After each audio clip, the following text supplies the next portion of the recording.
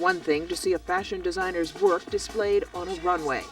There, the paparazzi's flashbulbs, the model's sullen stares, the buying and selling and raw sexuality all seem appropriate. Last week, however, the runway was replaced by New York City's esteemed Metropolitan Museum of Art. I think Mr. Versace would have loved it. I think he would have been very, very amused by it all. He's always wanted this kind of an exhibition.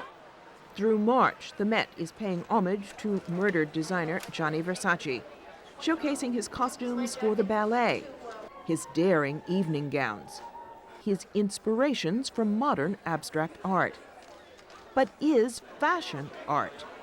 The editor of Vogue magazine, Anna Wintour, has her doubts. Well, I don't think that fashion is being art. I think that fashion is something that is wonderful and extraordinary, but I wouldn't put it in the same caliber maybe as a Picasso. Is this art?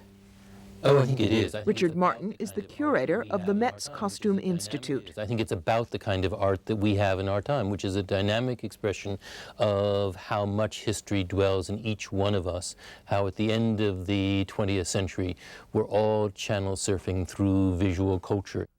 Versace certainly surfed through fashion history. Before the exhibit opened, curator Martin guided me through the Costume Institute's 65,000-item closet. He's thought about the 18th century materials, and then he makes it very modern. It's a kind of Versailles meets the movies. Look at Versace here. Versace's genius was stripping away middle-class inhibitions. He's really thinking about the way in which it clings, as you can see, all through the body and buttocks here. Vulgar is our times. These are not times simply to be polite and decorous. I thought vulgar was an insult. You're using vulgar as a compliment.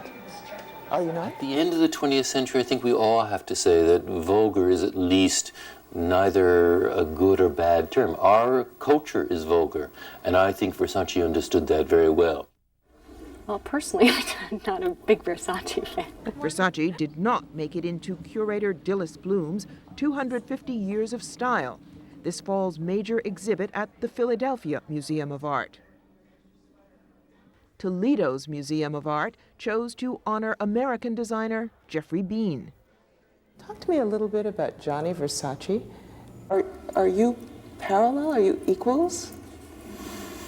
No, we have two totally different points of view about clothes. I try very hard not to vulgarize women, that you show enough body and nudity that is in appreciation of the body and not exposing it so much.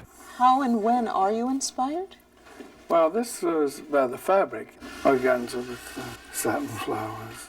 Though Beene concedes that the hallmarks of haute couture, the fabrics and the workmanship, are disappearing, even he was struck that 3 major museums would showcase fashion as art at the same moment. To be quite honest, I think it's because clothing is a good fundraiser.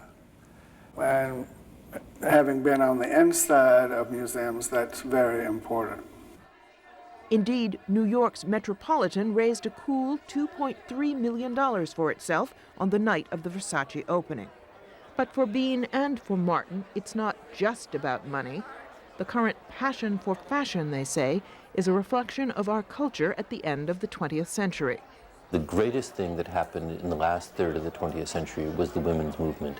The women's movement meant that women were important. Their lives were no longer going to be disparaged. What interested them about fashion could be important, and it makes fashion compelling.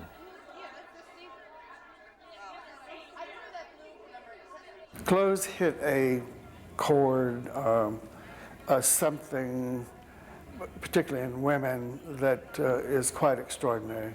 Maybe it reminds them something of their earlier age or what they always saw themselves as or would like to have been. Very vivid, the shoulder there, is that?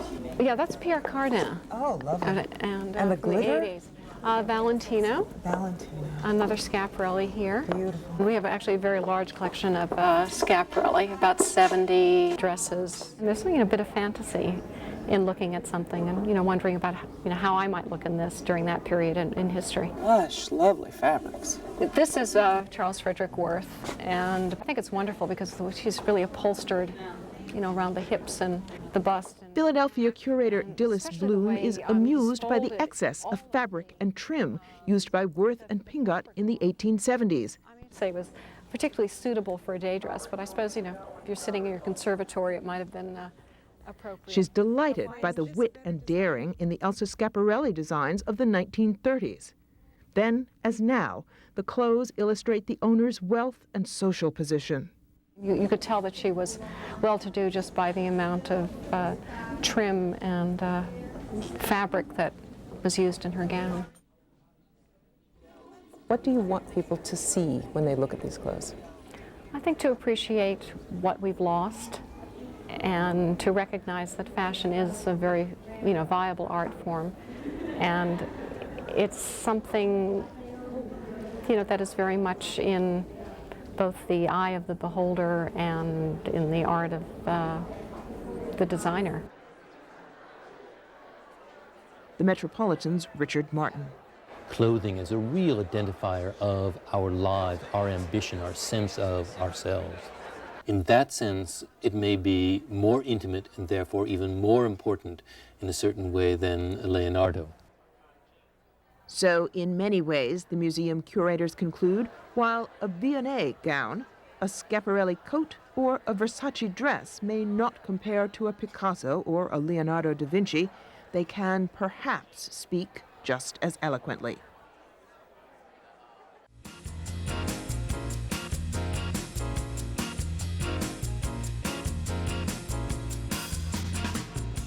We're off on a Sunday morning diversion. Destination, a place where the foundations of fashion are revealed, at the Metropolitan Museum's Costume Institute in New York City. Xtreme beauty, the body transformed, illustrates the ever-changing ideals of beauty. From 18th century court dresses so wide that women had to enter a room sideways, to modern-day costumes that turn the wearer into a feathered tent.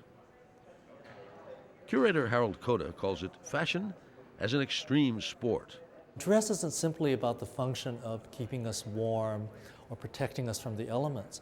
It's also about attractors, you know, helping us to find a mate. With bustles, cones, and corsets, designers can enhance or diminish various parts of the body, depending on the current style. Look at that orange. If fashion can sometimes be uncomfortable, some of it is quite literally torture. Painful brass coils used to elongate the neck. And Chinese lotus shoes for bound feet. These transform the body all right, permanently. And it's not just women who go to extraordinary lengths to stand out. One of the funniest things in the exhibition are a pair of 18th century men's hose which have padded calves, because of course for a man to have a muscular lower leg was considered a more attractive silhouette than to have little string bean legs. Never mind dressing for success.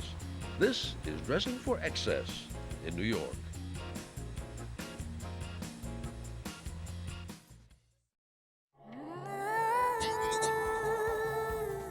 On fashion runways,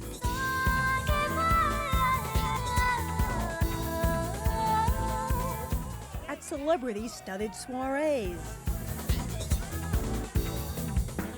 and in all the stylish stores, there's a new look. A new look based on a very old look. A classical mode of dress, so regal and elegant on those Greek and Roman statues, so graceful on those Grecian urns. And it's not just about looking like any old figure from antiquity. It's about being a goddess, defined by the dictionary as a deity or a woman of extraordinary beauty and charm. You know, what woman doesn't want to be a goddess for a few hours? Robert Burke, a vice president of Bergdorf Goodman, has stocked the famed New York fashion emporium with an ample supply of goddess dresses this season.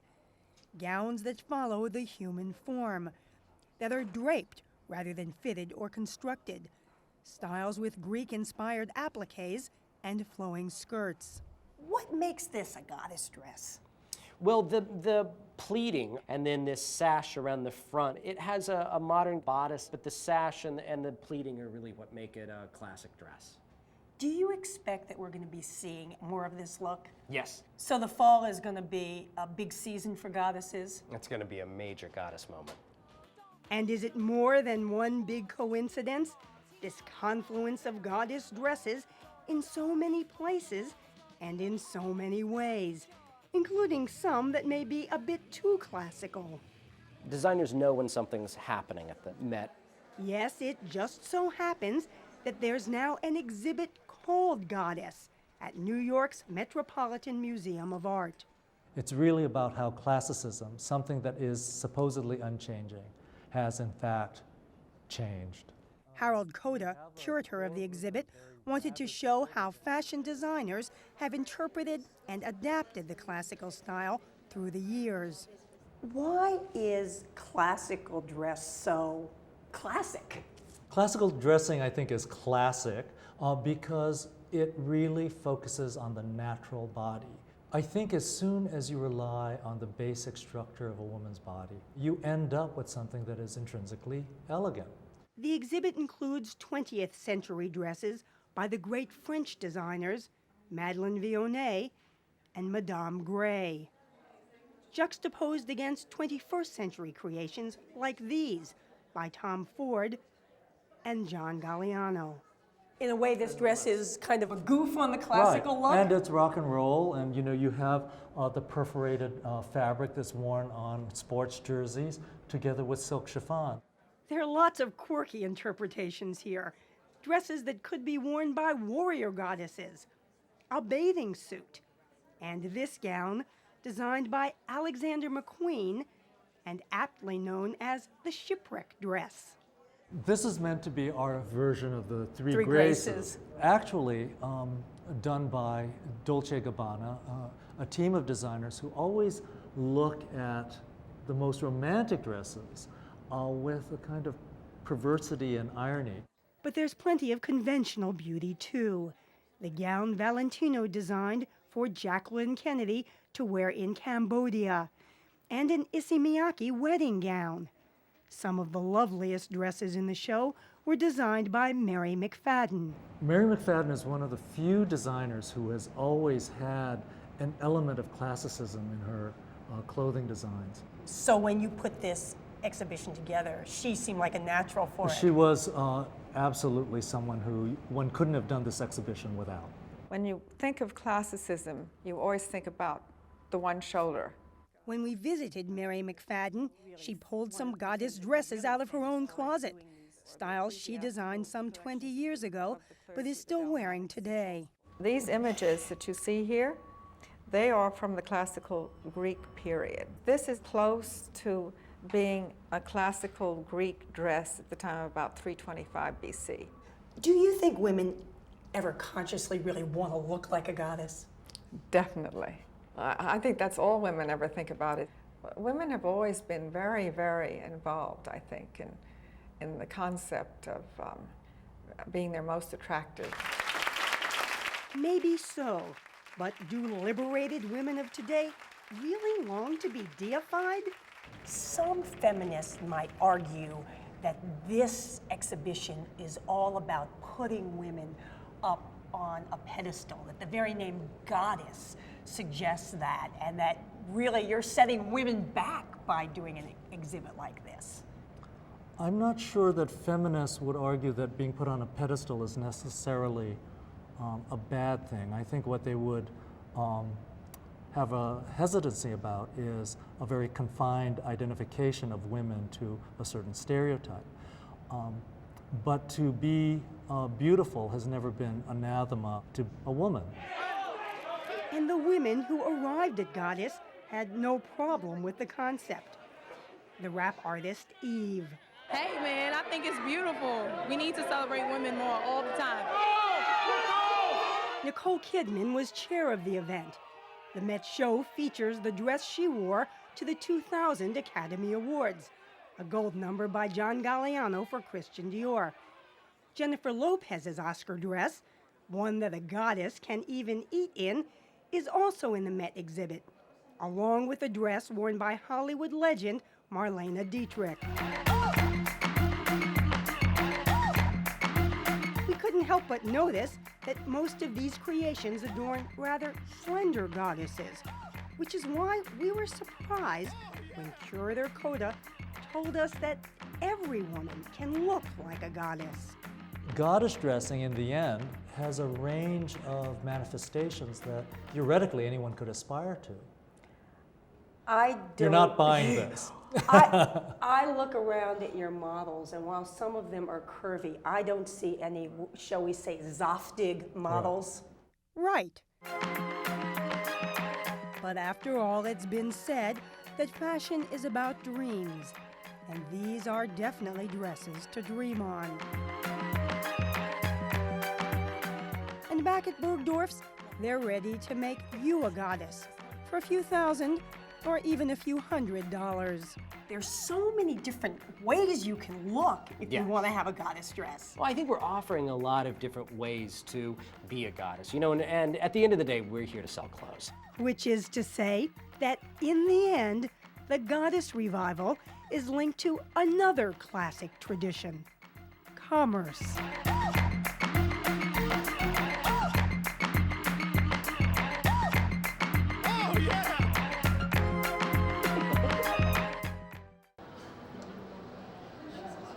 To find an exhibition of skirts at the Metropolitan Museum of Art's Costume Institute in New York would not ordinarily be surprising.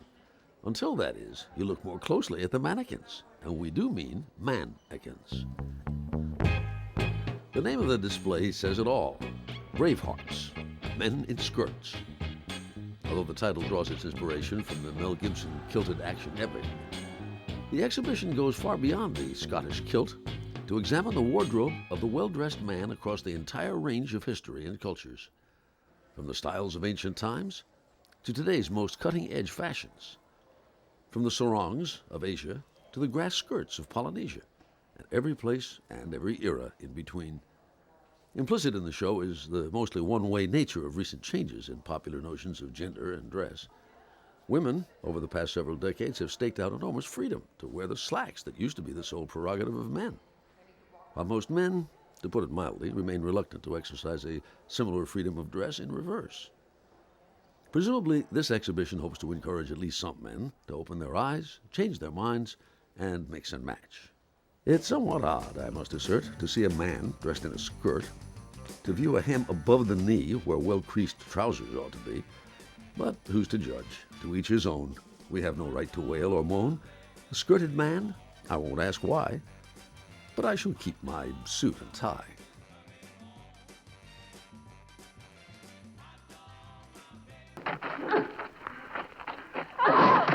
Maybe you never considered the fur bikini Raquel Welch sported in 1 million years BC as an example of high fashion. But there's an exact replica on display at the distinguished Metropolitan Museum of Art in New York. Part of an exhibit called Wild, Fashion Untamed, all ensembles based on the birds and the beasts.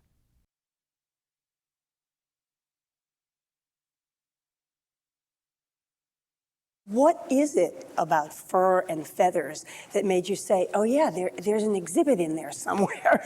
I think it's for aesthetic reasons. I think fur and feathers have been associated with glamour and wealth and decadence for so long that it was interesting to unpick the issues surrounding feathers and fur. It started about a year ago for the actual ideas. And curator Andrew Bolton has not shied away from some of the most controversial animal images. So these outfits, I guess you could call them iconic, for want of a better word. They're the bunny girls. This is an original From Playboy. This is an original Playboy bunny outfit. From the 60s. It plays on the reverse side of the leopard or the panther. And really what it is an expression of men's fantasy, men's desire. There are plenty of other pieces that show the woman as a power player. Terry Mugler's 1997 number, which seems to suggest a bird of prey, or last year's Roberto Cavalli tiger-beaded dress. In fact, if there is a king of the jungle print in the fashion world, it is Cavalli. Here is my work. The Italian designer who was invited to sponsor the exhibit and saw it as a perfect showcase for the kinds of clothes he loves to create. This is, is the classic my design printed in silk. Oh, look This is at that. embroidery. Oh. This is embroidery. Full of feather.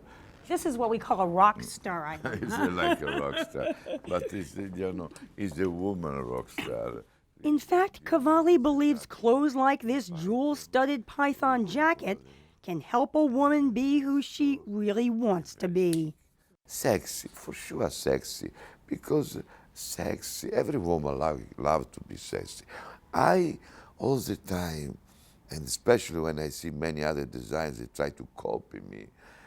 And some is really disgusting because many designs, they don't understand the small line between sexy and vulgar. And they were walking that line at the museum opening. Actresses like Julianne Moore and Misha Barton. Musical performers like Alicia Keys, Thalia, and Pharrell Williams. Many swathed in fur, which made us realize that, surprisingly, animal rights advocates have not protested this exhibit, despite the fact that it features a huge selection of fur. Everything from the traditional mink coat sought by legions of upwardly mobile American women, and immortalized by Elizabeth Taylor in Butterfield 8, to items like this coyote fur by John Galliano, and the famous white fox coat, often sported by Sean P. Diddy Combs. Well, it turns out that the museum made peace with people for the ethical treatment of animals by including a whole display of glamorous fake fur alternatives, and even some anti-fur advertisements. Do you think, as some writers have suggested, that you essentially were able to buy off the animal rights lobby by including their message in your exhibition? Well, it's something we wanted to do right from the beginning because there's various arguments surrounding the anti-fur movement, pro or con. So it's part of the history of fur fashions, and we very much wanted to include that in the exhibition because it has an impact on people's perceptions of fur. In fact, this being a museum, there is a heavy focus on what fur has meant through history. Sumptuary laws, or clothing laws, were put into practice from the 14th century to about the 17th. And they were mainly intended to restrict certain furs for the nobility. So you had to be in a certain social class to be allowed to wear like something like ermine? Exactly. There's an animal print ensemble dating all the way back to the 1860s.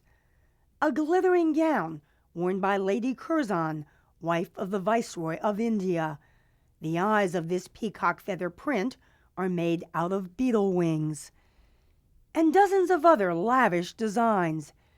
The cape that Hedy Lamarr wore in Cecil B. DeMille's 1949 film, Samson and Delilah. And there's a coat made completely of down from male swans, always worn by Marlene Dietrich to close her performances.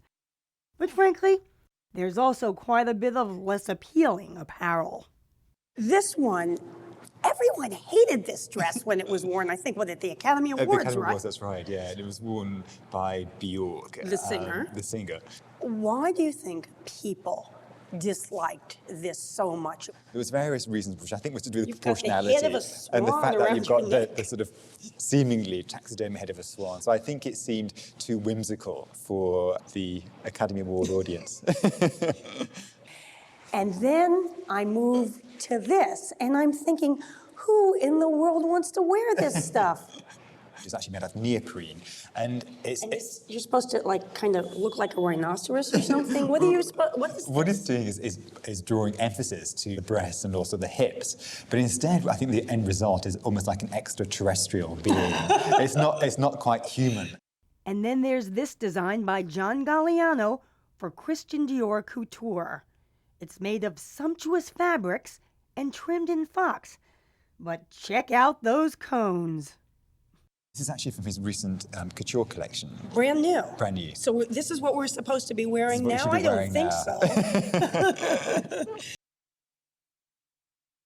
In fact, many of these creations were never meant to be worn off the runway. As with so much in fashion, it's all about the buzz. Or in this case, the roar.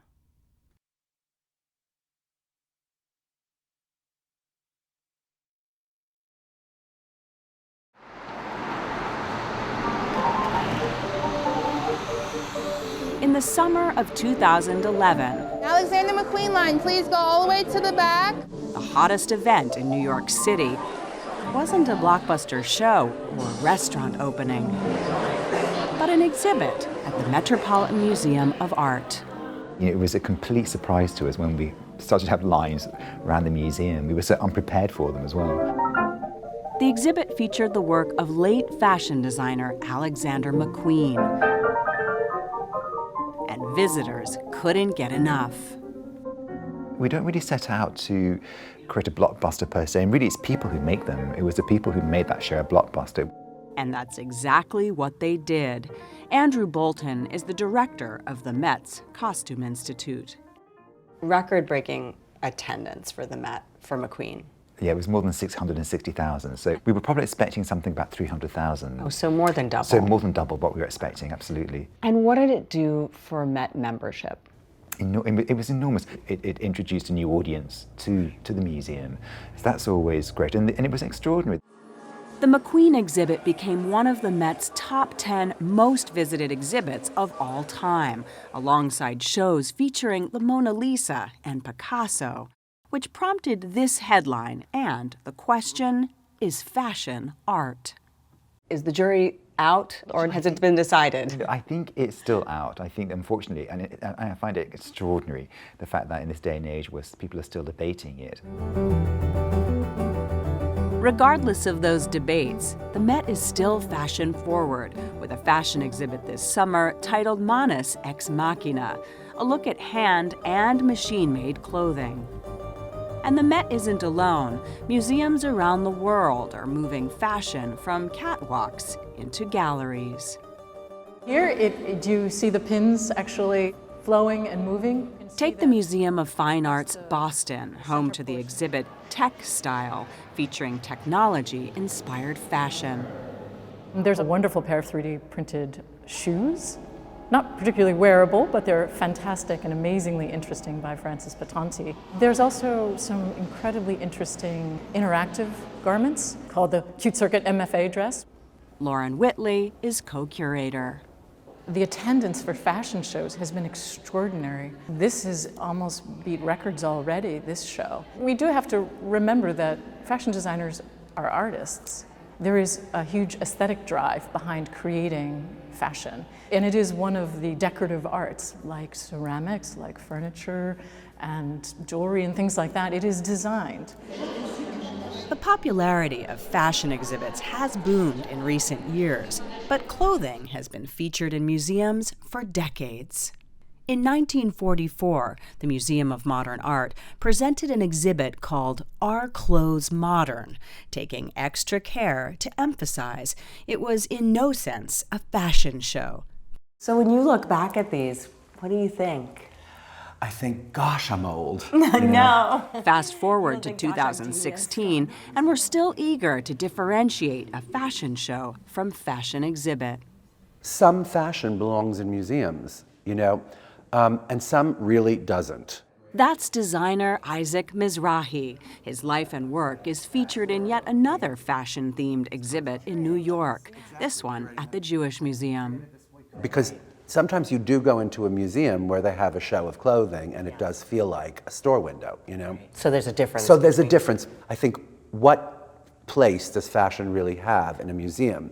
And the answer to that is, good work meets a level. And so, I don't necessarily think that this is saying anything about more shows that we need about fashion in museums. I'm not saying that. I just think that good work deserves to be looked at. So maybe fashion's place in museums isn't buttoned up just yet, but for the time being, this appears to be one debate with a shelf life. I think people just aren't afraid of fashion. I think people aren't afraid to express their opinion about fashion. Fashion is very subjective, and I think people have that sort of immediacy to fashion, which I think is really part of its power, and poetry as well, I think.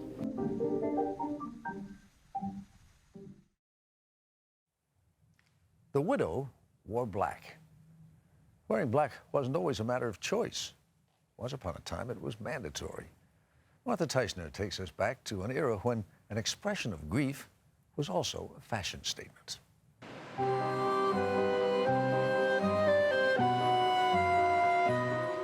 All right, it was Halloween. But a strange phenomenon has overtaken New York's Metropolitan Museum lately. I'm a fashionista in every era. People keep showing up as if they'd lost their nearest and dearest a century and a half ago. There are people who I think were just born in the wrong century. I think I'm one of those people. These women dress up like this for fun. But imagine wearing nothing but black, head to toe, for years. What the well-dressed mourner wore in that era is the subject of the Met's look at mourning attire between 1815 and 1915. This dress would have been worn during a period of deep mourning. That's the first stage, That's the deep first mourning. stage. Jessica Regan is a curator of the Met show. So it's covered completely in mourning crepe, which has a very distinctly crinkled, almost pebbled surface. It's finished with a starch, so it's rather stiff. And dull black, crepe, that's C-R-A-P-E, is what a respectable American or European widow was expected to wrap herself in during Victorian times. There was an expectation, at least in the first stages of mourning, that one would wear the veil over the face. That was year one. In year two, a little shine was permissible. But wait, there was more, an additional 6 months of so-called half-mourning. A hint of white or color was okay. Men, by comparison, had it easy. Some etiquette manuals suggested only a period of 3 months mourning for a widower. The black suit that men habitually wore anyway was already fairly appropriate for mourning attire. He could simply add a crepe band around his top hat. Dressing simply in black for mourning, like a nun actually, goes back to the Middle Ages. Queen Victoria's approach to mourning, overkill, so to speak. She wore black for 40 years after her husband died. But what the royals did trickled down to the middle class. How? Fashion magazines. From the late 18th and early 19th centuries, fashion magazines emerged, and they really offered much more detailed information for a much broader spectrum of society on the latest fashions, and that included mourning fashions. In major cities, there were whole department stores, warehouses devoted to fashionable mourning wear, like today's wedding salons. But mourning was about more than clothes. Never dance, my reputation will be lost forever. Enough courage you can do without a reputation. In Gone with the Wind, Scarlett O'Hara, recently widowed, courted scandal for dancing at a ball. World War I changed the rules. There were so many men who were lost in that conflict that the idea of massive mourning was just too much to contemplate. Mary Davis is Dean of Graduate Studies at the Fashion Institute of Technology in New York City. One nice gauge of this is to look at Emily Post's writings in the 1920s. There aren't the imperatives to hide your face. It's a much lightened up version of mourning. And by the 1920s, fashion designers, notably Coco Chanel, had repurposed widow's weeds as the little black dress. Taxi! So fabulously unfunereal on Audrey Hepburn in Breakfast at Tiffany's. And yet, think of Jackie Kennedy at JFK's funeral. The black suit, the crepe veil. If you look ahead to Princess Diana's funeral in 1997, Prince Charles showed up to that event wearing a navy blue suit rather than black because, as he said, it was her favorite suit. It's still common to wear black to the funeral, but that's not necessary. What's more important is to be neat and pressed and dignified and to respect the memory of the person who is lost. White is the traditional color of mourning in China, India, and Japan.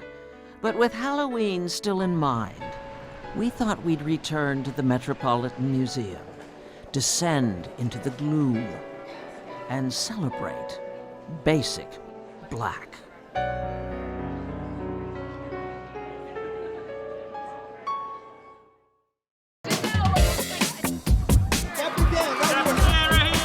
He's known as Dapper Dan, and not long ago on fashion's biggest night, he was center stage. I can't figure out how it happened, but I'm gonna tell you the truth, I don't wanna know how it happened. You know, the Met Gala is like, it's the World Series of fashion.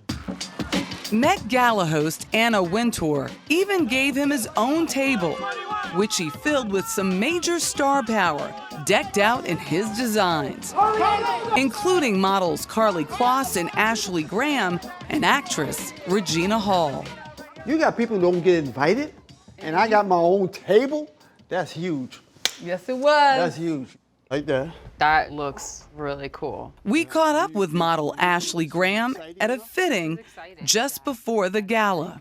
There's so much history in what I'm wearing and also pride in the man behind it. We're gonna open this up. I know a little bit about the Met. It's kind of been like a little bit of a club.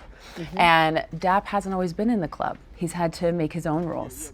And now he's in the club. What was your childhood like here?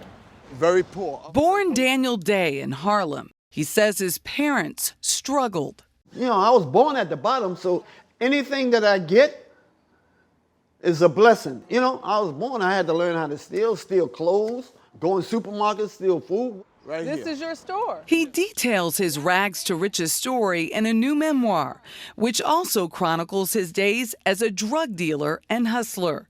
He saw clothing as a way out.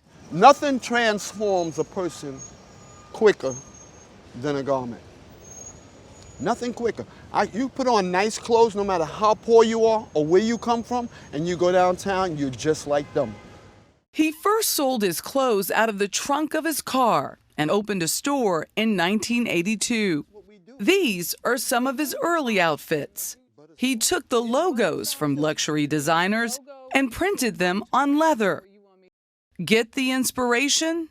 From one concept to a new concept, you build around that. And that's what the logo was. He then sold these one-of-a-kind offerings. Louis Vuitton wasn't doing it, Gucci wasn't doing it, Fendi wasn't doing it. Nobody was selling men clothes and women clothes with prints all over it. Did you know this is trademark? Did you know it, like that was kind of like a no-no? Well, okay, let's put it like this. Okay. I had to be able to sell what they were selling, but making it better than they made it. So the answer to your question, yes, I knew it was the wrong thing to do, but it was my creativity. He built an unlikely empire. Celebrities like LL Cool J and Salt and Peppa wore him. But the designers he knocked off eventually came knocking with an assist from federal marshals.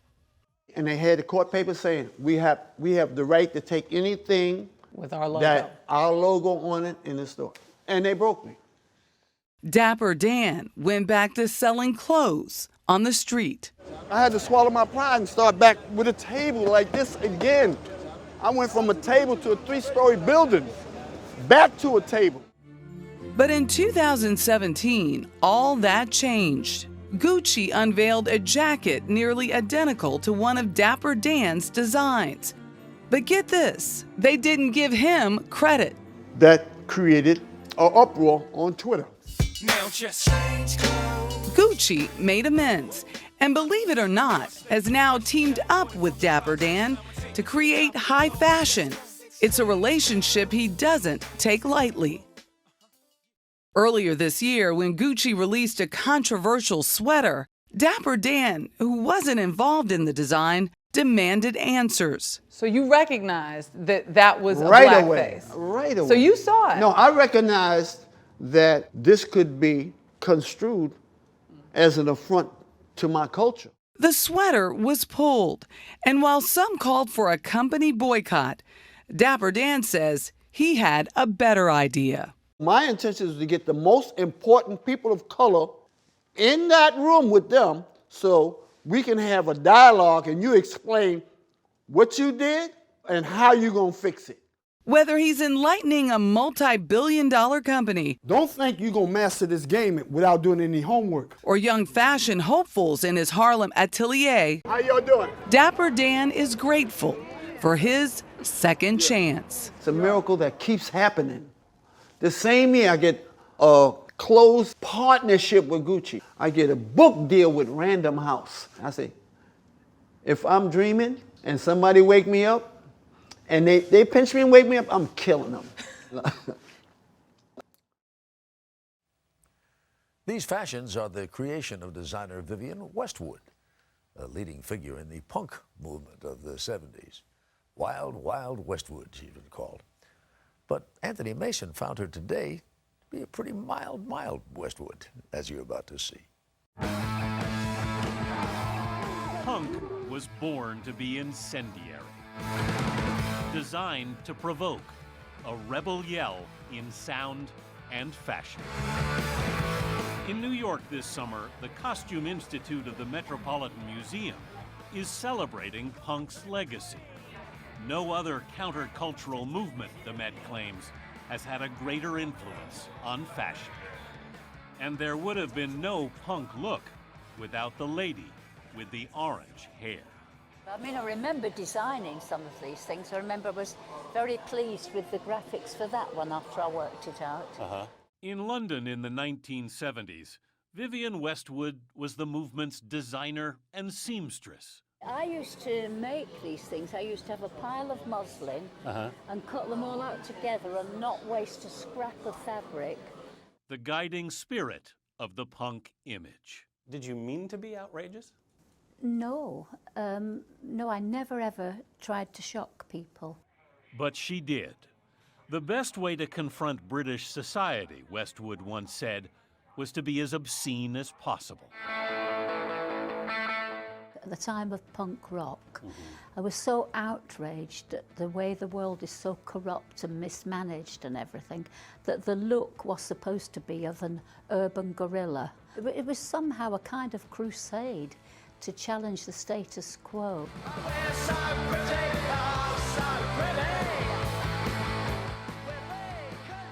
We took some of the trousers from the rockers, like motorbike things, and then added some bondage straps to them and started to get a look of like an army thing. Hers was a fashion rebellion made of ripped fabric, safety pins, and S&M gear. All familiar now, but outrageous then. And for many years, the newspapers thought of me as unwearable, nothing to do with fashion. English people are very snobby anyway. They don't like very artistic people to start with. They love me now. At 72, she's now a national treasure. Actress Gwyneth Paltrow wears her clothes, so does Meryl Streep. And in the 2008 film Sex and the City, the character Carrie Bradshaw picks a Vivienne Westwood bridal gown.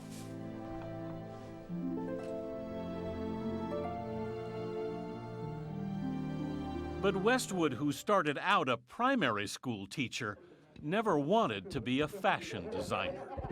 Actually, I started fashion to help my boyfriend. He just needed somebody to help him to make these clothes. And I always could make things. Her boyfriend was Malcolm McLaren, manager of the pioneering punk rock band, the Sex Pistols.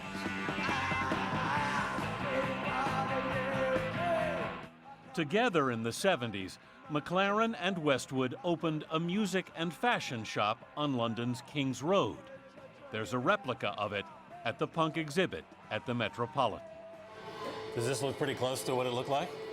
Yeah, not too bad. Clothes for Heroes was on the door. Yeah, I think that theme runs through my clothes. I think that's what I would, the mark of it somehow. You know, people who want to stand tall. Feels like yesterday in a way. I don't know. I don't think that. Doesn't everybody feel like this about their life? That's somebody else. You know, it happens to be me, but you know, you just move on, don't you? Let's turn that around. Let me have another look. 40 years later, Westwood still owns her own company. Wait a minute. Let's just have a look at this. Her fashion empire is headquartered in the Battersea neighborhood of London. This is one of our couture dresses, where all her designs are brought to life. So this is kind of where you test everything. Yeah, and then when we're satisfied and we really like something, then it is sent to Italy, or somebody comes here and has a look at it. In her stores, she has 126 now, the Westwood style is still irreverent and uncompromising. Here we have an 18th century corset idea, but it's all done in one go. What made you want to bring the corset back? Well, this is fashion, isn't it? A lot of the time it's a reaction against what is. Where's the space that we haven't been for a long time, you know?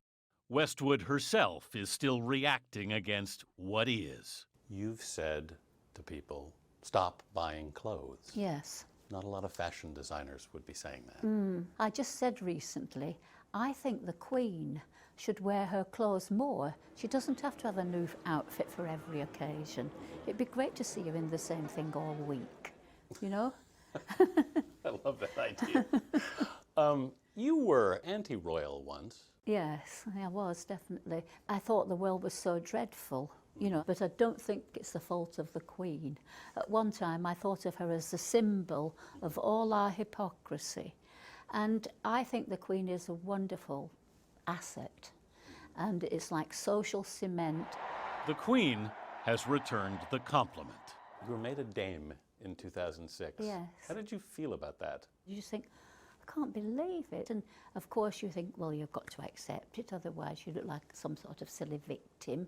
You know, why do you not want to accept it? It almost seems a contradiction, your background in punk and becoming a dame. It's very great to be honoured to be a dame. I think that I deserve to be a dame more than Margaret Thatcher did. I think that I've done more good in the world than she did, for example. And that's not the former British Prime Minister. That's Westwood, dressed up as her for a 1989 April Fool's cover of a British magazine. Oh, that was brilliant. That was really, really great. I was so proud of my acting ability. The former teacher has schooled us to expect the unexpected. The once anti-royal has become Britain's queen of cutting-edge couture. Do you still think of yourself as a rebel? To tell the honest truth, all I really am trying to do is to make the world a better place. We should read more and go to art galleries, Dame Vivienne Westwood says. For her, fashion is still about the message, however hard it may be for some of us to hear. I never watched television. I won't take that personally. No, you should stop watching it. Everybody should.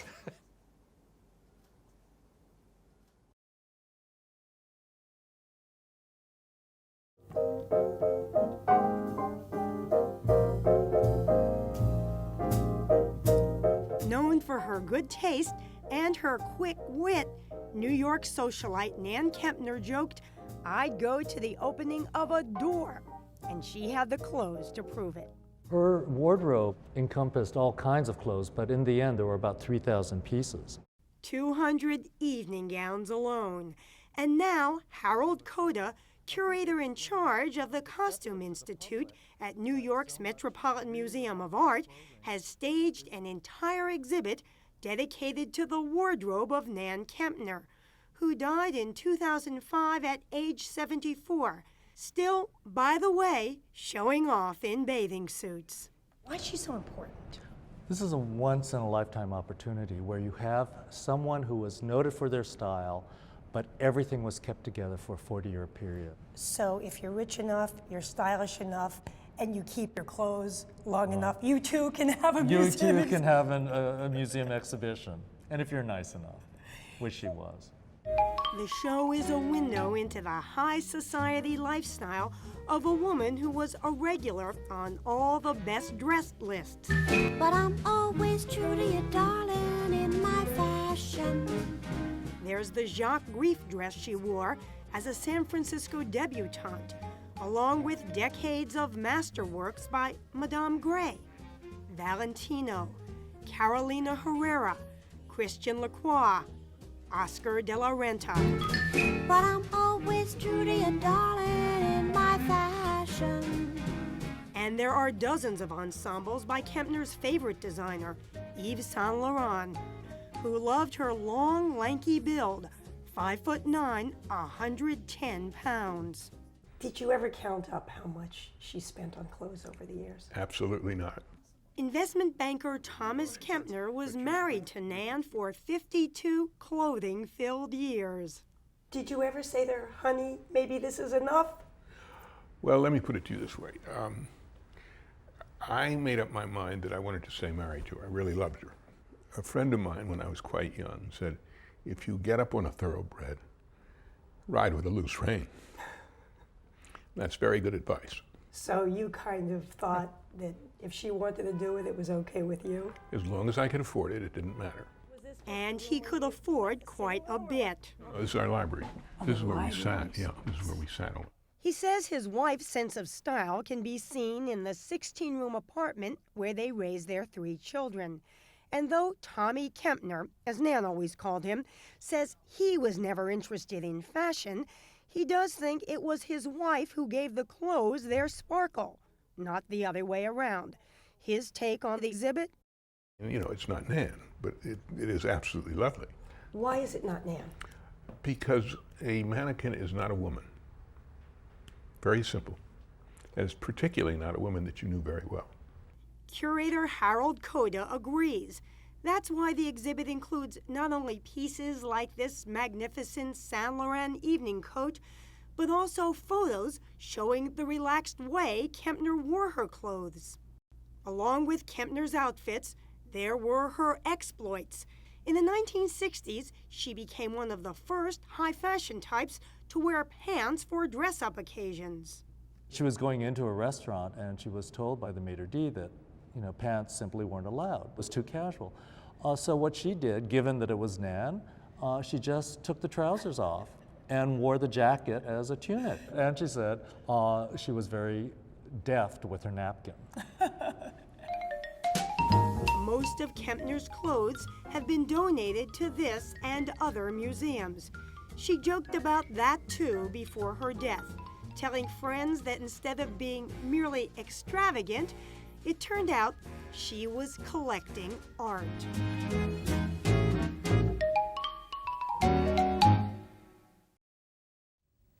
Faith Salie this morning has the story behind a coat lined in silk and rich in history. Some arrivals at this year's Met Gala at the Metropolitan Museum of Art in New York City were greeted with a lot of fanfare. And some arrived undercover from a museum warehouse outside of Washington, D.C. There was a lot of secrecy about getting this here. Yes, absolutely. It came with a police escort, and quite rightly, it's a treasured object. The treasured object is the coat that Abraham Lincoln was wearing on April 14th, 1865, the night he was assassinated at Ford's Theater in Washington, D.C. We have George Washington's coat, and then we have Lincoln's greatcoat. Andrew Bolton is head curator of the Met's Costume Institute. It's slightly an out-of-body experience to realize that this was worn by President Lincoln and the circumstances in which it was worn. So it's just incredibly meaningful and very emotional, I think. The coat is part of the Met's new exhibit, In America, an Anthology of Fashion, which illuminates the complex history of our country through clothing. Sometimes the most moving stories are stories that are untold. And the story is, for many people, will be an untold story. Untold and unseen as well. Shortly after her husband's death, Mary Todd Lincoln gave it to their beloved doorman, Alphonse Donne, whose family kept it for over a century before bequeathing it to Ford's Theater in 1968. The coat, created by Brooks Brothers for Lincoln's second inauguration, has never before left the D.C. area and is rarely shown to the public in order to protect its fragile nature. What's not on display is an embroidered message. But the inside of the coat is very meaningful because it has the inscription, "One country, one destiny," which came from a speech from one of Lincoln's heroes. So it has this very personal message for Lincoln. And how symbolic for a man who had to probably carry such a complicated inner life. Absolutely, and it's obviously something that he spoke to Brooks Brothers about, and Brooks Brothers came up with the idea of the lining. Perhaps the most moving aspect of the coat is the part that's not there, the lining that was soaked in Lincoln's blood. The sleeve has been severed because of the lining that has been cut away for relics and sold as relics. So the sort of gruesomeness and the sadness and the pathos of this particular piece all comes out when you see it. It makes you remember there was a human being in this. And I think that's what's interesting. Often when you see clothing, the absence of the body sometimes is more poetic than the presence of the body. You walk around the exhibition and you look at the George Washington coat, for example, or the coat worn by an enslaved man. The absence of that body somehow gives it almost more potency, I think. A historical document, a work of art, and a reminder of humanity.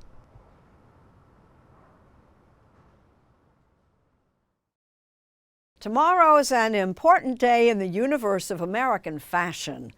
It's time for the Metropolitan Museum's anxiously awaited Met Gala. Michelle Miller offers a behind-the-scenes look.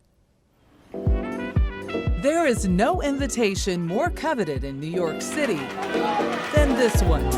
A star-studded red carpet ascent into the Metropolitan Museum of Art, the first Monday of every May.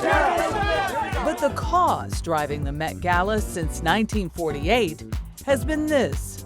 I love these pieces. The museum's esteemed Costume Institute and its annual fashion exhibit. You're still putting things together. I mean, right until the very, very end. Making sure that each piece is presented in its absolute best light. Co-curator Monica Miller oversaw final preps on our visit for Superfine, tailoring Black style. This section is called Cosmopolitanism. The first time the Institute is centered on Black culture, in this instance, the male form, and in particular, the dandy. So what is the definition of a dandy? Someone who studies, above all else, to dress elegantly and fashionably. Who studies above all else? Yes. Black people in particular bring to dandyism an understanding, right, of how they have been represented, a desire to self-represent. The point of fashion forming identity begins with Julius Sobiese, an 18th century formerly enslaved man who enjoyed a close relationship with the Duchess of Queensberry. He could himself negotiate his own status in terms of how he was perceived, but also how he was presenting himself. In America, dressing above station, while perilous, also accessed freedom. William and Ellen Craft, an enslaved couple who, were planning their escape. They understood that if they were able to dress differently, they would be taken very differently. The catalyst for the exhibition was really the passing of André Leon Talley in January of 2022. And, André was a remarkable fashion icon and so loved in the fashion community. Andrew Bolton is the curator in charge of the Met's Costume Institute. He remembers Leon Talley, who for nearly 30 years helped guide Vogue magazine as both its creative director and editor-at-large. A lot of his obituaries would describe him as a dandy. And I was very familiar with the history of dandyism in England, but I was less familiar with what happens when the dandy is racialized. Dandyism, as Bolton sees it, dances around boundaries of all kinds. He has this sort of amorphous character. He exists between male and female, straight and gay. Then he also challenges the space between white and black. For centuries, dandyism has been associated with white Europeans. Men like Beau Brummel, Lord Byron, and Oscar Wilde. They didn't just produce art and literature, they produced themselves. Would you consider yourself a dandy? I don't consider myself anything necessarily. It's part of my discipline, I would say. Nigerian artist Ike Ude serves as special consultant for the exhibit, and not just for his style expertise, though that didn't hurt. So when you get up in the morning, how do you get dressed? Certain clothes would beckon you to wear them, and some might not. So what beckoned you to wear velvet today with checkers? For simplicity and for silhouette. The photographer has poignantly captured those who many might consider to be the dandies of our day. Oscar nominee Coleman Domingo, for one, on the cover of Vogue.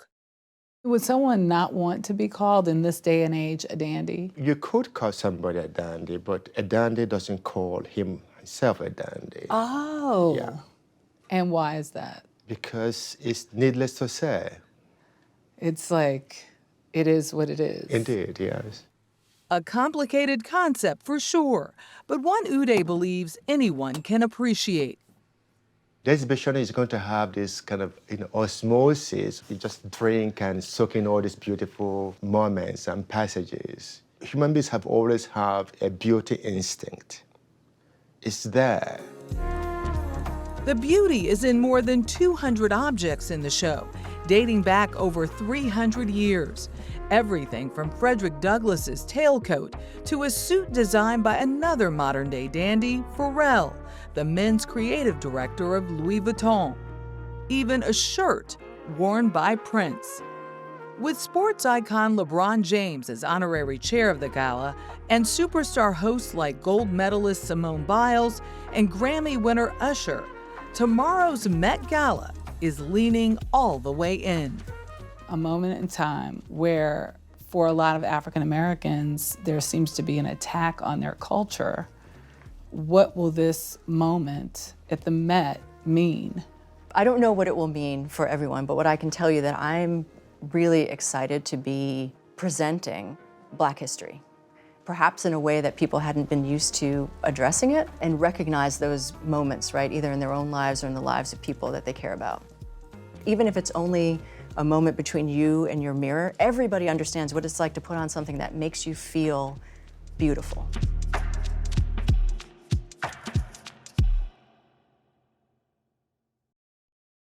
It's become one of the highlights of spring, the annual Met Gala, held a few nights ago here in New York. It's an event that never fails to prompt a few double takes. Ours, compliments of Faith Salie. We're used to hearing, "Who are you wearing?" But at the Met Gala, it's more like, "How are you wearing that? Is it made of actual sand? Will you be able to eat? Have you ever eaten? Did you borrow that cone from your dog?" Yes, the Met Gala, held the first Monday in May. Wait, you didn't get your invitation? Well, Cara Delevingne received hers by mail. Chain mail. Don't feel bad if you weren't invited. Only 450 people are, and the list is kept under wraps until the guests are revealed. I mean, revealed.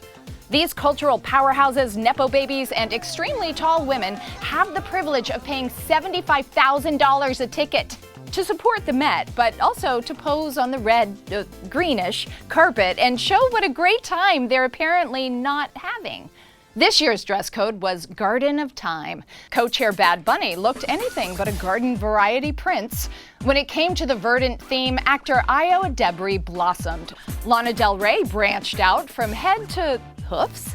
Katy Perry was a floral fantasy, except she wasn't really there, but AI-generated images fooled the internet. Michelle Yeoh was in Balenciaga, which is Spanish for aluminum foil. Cardi B kept the trains running and running and running. Davine Joy Randolph showed up in a denim dress by Gap. Yes, Gap! Who doesn't want to wear jeans on a Monday? Listen, if you feel left out, please remember you saved yourself $75K. Go nuts! Blow it on college tuition or healthcare, and just say you were there.